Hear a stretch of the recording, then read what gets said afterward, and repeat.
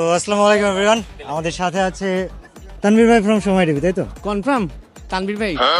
যে মানুষ সবার ইন্টারভিউ নেয়, আজকে এই মানুষের ইন্টারভিউ নিতে লাগছে। এবং কেন? বিকজ পার্সোনালি যেহেতু তার সাথে আমার পরিচয়, আগে তার সম্পর্কে কিছু জানতে হবে। ভাই তোমার জন্য 3টা কোশ্চেন।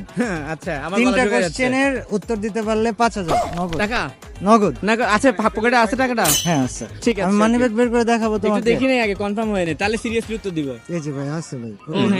হ্যাঁ আছে, মোটামুটি কনফার্ম। হ্যাঁ ওকে, তো মোটামুটি 3টা প্রশ্নের উত্তর দিতে হবে, 5000 টাকা।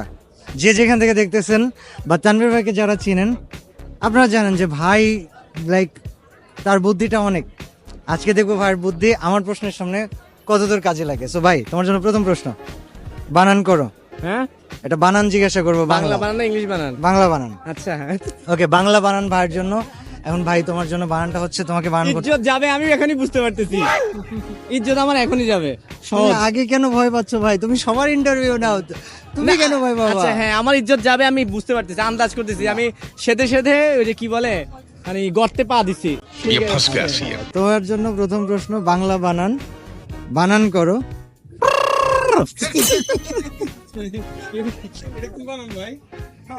এটা যদি ভাই বানান করতে পারে 5000 টাকা আমি এক প্রশ্নের উত্তরে দিয়ে দিব ভাই। এটা না, এটা তো হয়তো তো এটাই বানান। এটা তো এটাই বানান না, বানান। এটা উচ্চারণ। বানান না, না, করতে হবে এটাই তোমাকে। বানান। না, এটা উচ্চারণ, তোমাকে বানান করতে হবে। এইটাই বানান, এটাই আমি উচ্চারণ করছি, এইভাবে উচ্চারণ করতে হয়। তারপরে নেক্সট প্রশ্ন। নেক্সট কোশ্চেনে যাব। আচ্ছা ভাই, তো গেমিং নিয়ে যথেষ্ট পরিমাণে ইন্টারেস্টেড ছিলে। এখন এই বছর এফএফবিসি হচ্ছে, সেটাও জানো। আজকে ফাইনাল, আজকে ফাইনাল হবে। এটা কোশ্চেন না, ফার্স্ট যে এফএফবিসি হয়েছিল ওইটার চ্যাম্পিয়ন কারা ছিল সেটা কোশ্চেন। জীবনও জানবো না, বলতে পারি না, কারণ আমি টিমগুলোর নাম জানি না, এত কঠিন কঠিন নাম। কেন তুমি না মিস্টার ট্রিপলার ইন্টারভিউ নিছো, তালার ইন্টারভিউ নিছো? এই যে তালাকে চিনি, কাব্যকে চিনি, ট্রিপল আর কে চিনি, তারপর আরো অনেক আছে।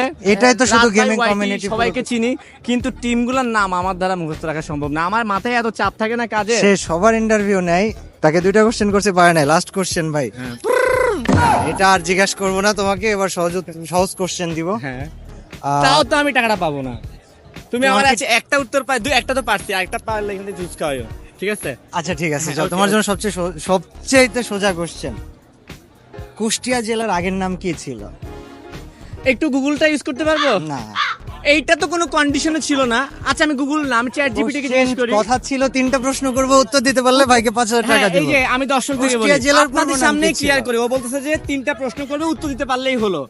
সে কি কোনোবার আমি উত্তর দিতে পারলেই হলো? আচ্ছা, কোথাও কি উত্তর দিতে পারলেই হয়? 1,00,000 টাকা 2,00,000 টাকা হইলে ঠিক ছিল।